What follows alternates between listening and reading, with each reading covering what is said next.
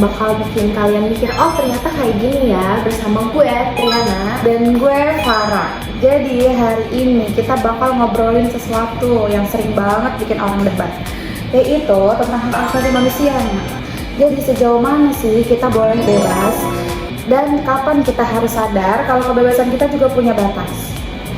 Ya, benar banget nih Far. Kita bakal bahas pasal 28J Undang-Undang Dasar 1945.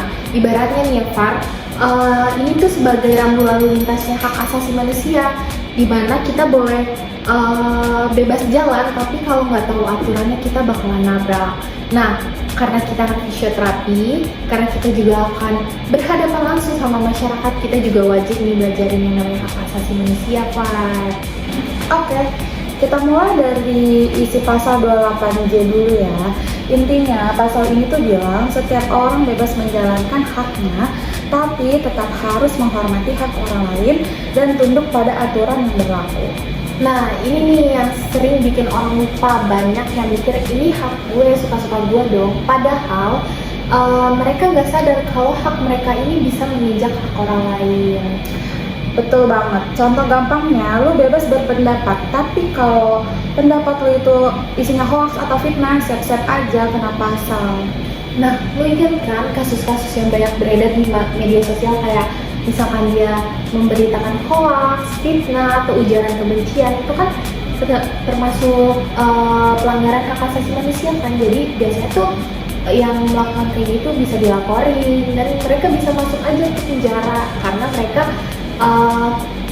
melakukan kebebasan mereka tuh tanpa batas, Pak.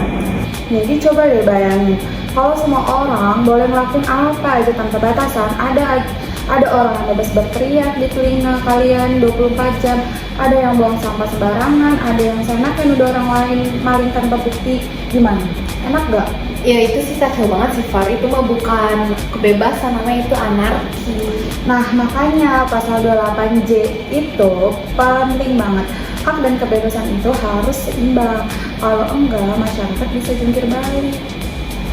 Tapi nih ya, Far, masih loh banyak masyarakat yang protes kalau misalkan kalau kebebasan kita dibatasi, ini bukan kebebasan dong namanya. Kita nggak dapat kebebasan yang benar-benar dong. Tapi salah. Nah, batasan itu bukan merampas kebebasan, tapi buat menjaga biar kebebasan semua orang bisa berjalan dengan adil. Oke nih Far, kita kasih contoh deh, 3 nih ya, aku mau ngasih contoh. Yang pertama itu ada undang-undang ITE. Nah, ini tuh kenapa ada, supaya kebebasan berpendapat kita itu nggak disalahgunakan untuk nyebarin ujaran kebencian sama kayak memberitakan hoax gitu Far, di media sosial atau di platform lainnya. Terus yang kedua itu aturan tentang demo.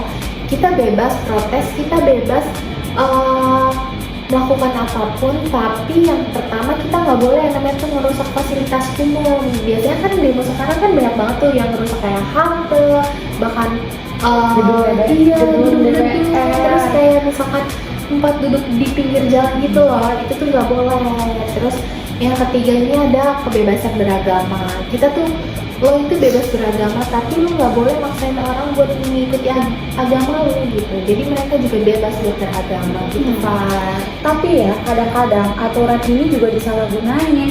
Ada yang bilang kebebasan berbicara dibatasi terlalu ketat sampai orang jadi takut buat masuk kritik. Nah, ini nih yang jadi tantangan buat kita generasi muda. Gimana caranya bikin batasan yang adil biar tetap bebas, tapi nggak kebablasan, Pak. Menurut gue sih, kuncinya ada di kesadaran diri. Kita harus sadar kalau kebebasan tuh nggak cuma tentang gue, tapi juga tentang orang lain.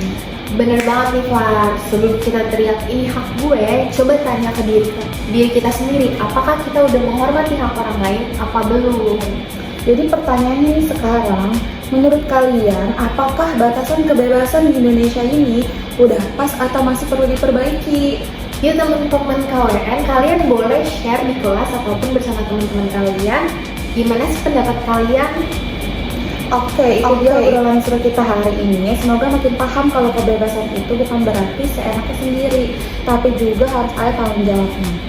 Betul nih, jadi kita harus tetap bebas, tetap bertanggung jawab, dan jangan lupa respect sama hak orang lain. Oke, bye-bye.